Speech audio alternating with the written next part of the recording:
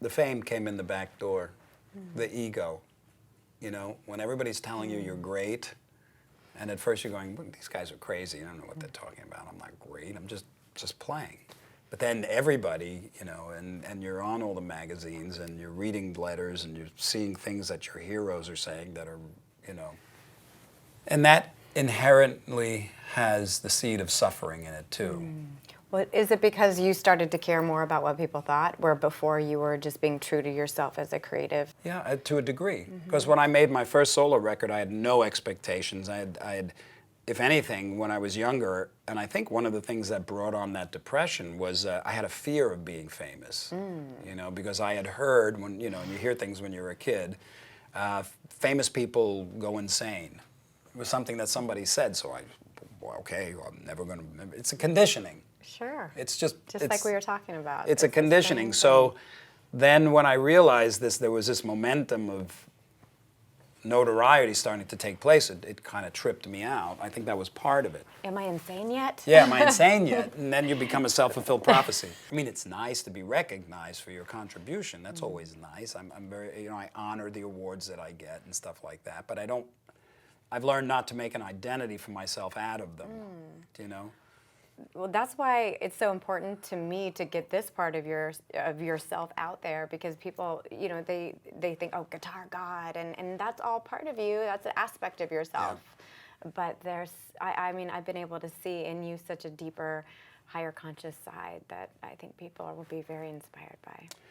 Well, yeah. Well, if there's anything I can do to help people that may have gone through the similar things I've gone through, and to find their creative joy, then that's good. That's very inspiring. Well, I think sometimes with things like depression and anxiety that people need to see the contrast in order to appreciate the things that they do get in life. Yeah. The song that you guys played for me last night, where you were in the old age home, and it's about that transition into the afterlife, and it's a very reassuring message. Yes. It does seem like you guys have no fear about facing that and also providing comfort for other people. What is your stance on that? That's a good question. That's a very good question, because I've always thought, like, it's like, oh, everybody says, I'm afraid to die, but I really don't want to die, or I'm not afraid to die. But in actuality, everybody's afraid to die. Well, in the music industry, I think there's a certain lifestyle. How would you describe that lifestyle to somebody who's not in the industry or a musician to understand the balance that is so difficult to maintain? Well, that lifestyle is similar to someone in acting or someone in sports, to a degree. You know, the sine wave metaphor, I think we could take it to all kinds of levels.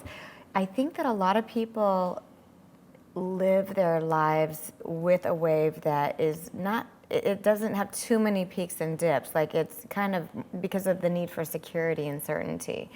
And if it is true that the higher you go, the lower you can, or like the more challenges you can experience, then you're butting up against people's concern or fears about, you know, bad stuff or scarcity or things that can happen. Or in the case of, say, celebrity, the haters that come along and, you know, having to you know, or even, like you said, the demons in your own head, or, you know, ego, you know, issues and that kind of thing. And I wonder, do you think it's totally worth in this lifetime for us to reach higher, even if it means that we have to face stronger obstacles, if that is true? Well, I'm glad you said in this lifetime, because there's only one, right?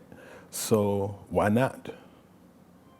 A big part of my job is having confidence on camera. You don't know how many people you're reaching out there. It's, I mean, literally hundreds of thousands. And if you go on there feeling like you're not looking your best, I can tell you by experience, from having hit that low point in my career, I can tell you it's a 180 right now. I feel like I'm always putting my best face forward, so to speak. And you know, I can't speak highly enough for the psychological aspect of what the Gladstone Clinic's been able to do for me. That's fantastic. Yeah, if you're on your game, then it exudes with your energy level and what you're able to communicate and how high you're able to serve. Yeah, you're not thinking about those peripheral things. You're thinking about what you're actually trying to do, which is communicate your excitement about, in my case, sports, athletic achievement. You want to get that across without thinking, oh man, are people out there saying, look at that dude's crow's feet, or whatever the case is. Let's hope they're not that shallow. Yeah, well, you But never these know. days, I think there's not as much of a stigma around, taking advantage of technology for self-improvement. It's really for me about going to the next level, being able to say, look, there's so much I'm doing already, with health and fitness and all those things we talked about.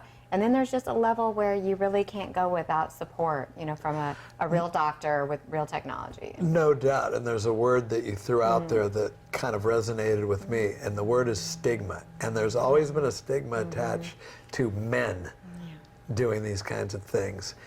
When somebody's looking for answers related to what to align to in terms of their higher purpose, and they're feeling they can't find it, how would you guide them through that? So I always encourage people to think about your purpose, find your purpose inside, and find a cause, find a local cause that you believe in and make a contribution. You have an innate emotional and creative ingenuity and genius. And so where does that little creativity spark from? Gosh, where does it spark from? It sparks from relationships. It sparks from my reflection to others, I believe. I think it's that I care deeply about people, and I can feel their energy, and I feel like it's very easy for me to be inspired, or I'm empathic enough to feel if they're in pain. And typically, I want to support people to live, a life they love whenever I can. So I think it really comes from that. It's just a genuine interest in, building a community that is supportive of each other, non-competitive, that is really lifting us all to our highest potential.